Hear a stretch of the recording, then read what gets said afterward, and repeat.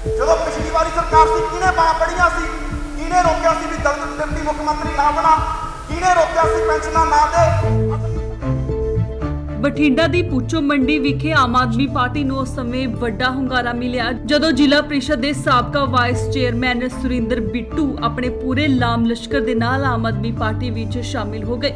ਸੁਰਿੰਦਰ ਬਿੱਟੂ ਵੱਲੋਂ ਕਾਂਗਰਸ ਪਾਰਟੀ ਦਾ ਪੱਲਾ ਛੱਡ ਆਮ ਆਦਮੀ ਪਾਰਟੀ ਦੇ ਵੱਡੇ ਆਗੂਆਂ ਦੀ ਰਹਿਨੁਮਾਈ ਵਿੱਚ ਆਮ ਆਦਮੀ ਪਾਰਟੀ ਵਿੱਚ ਸ਼ਾਮਿਲ ਹੋ ਗਏ। ਇਸ ਦੌਰਾਨ ਪੈਲਸ ਦੇ ਵਿੱਚ ਕੀਤੇ ਗਏ ਵੱਡੇ ਇਕੱਠ ਦੌਰਾਨ ਸੁਰਿੰਦਰ ਬਿੱਟੂ ਨੇ ਆਪ 'ਚ ਸ਼ਮੂਲੀਅਤ ਕੀਤੀ। ਇਸ ਦੌਰਾਨ ਐਲਓਪੀ ਹਰਪਾਲ ਚੀਮਾ, ਐਮਐਲਏ ਮਿਤਹੇਰ, ਐਮਐਲਏ ਰੁਪਿੰਦਰ ਰੂਬੀ ਅਤੇ ਜ਼ਿਲ੍ਹਾ ਬਠਿੰਡਾ ਦੇ ਹੋਰ ਅਹੁਦੇਦਾਰ ਮੌਜੂਦ ਸਨ।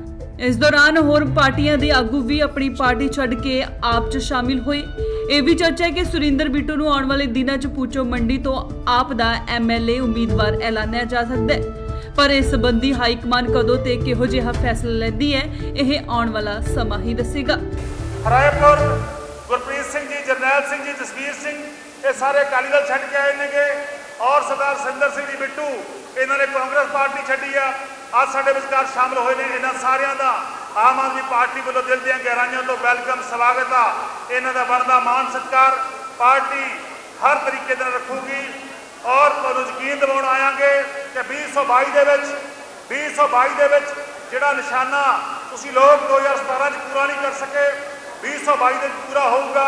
ਆਮ ਆਦਮੀ ਪਾਰਟੀ ਦੀ ਸਰਕਾਰ 2022 ਦੇ ਵਿੱਚ ਪੰਜਾਬ 'ਚ ਬਣੂਗੀ ਔਰ ਤੁਹਾਡੇ ਦੁੱਖਾਂ ਦਰਦਾਂ ਦਾ ਹੱਲ ਕਰਾਂਗੇ।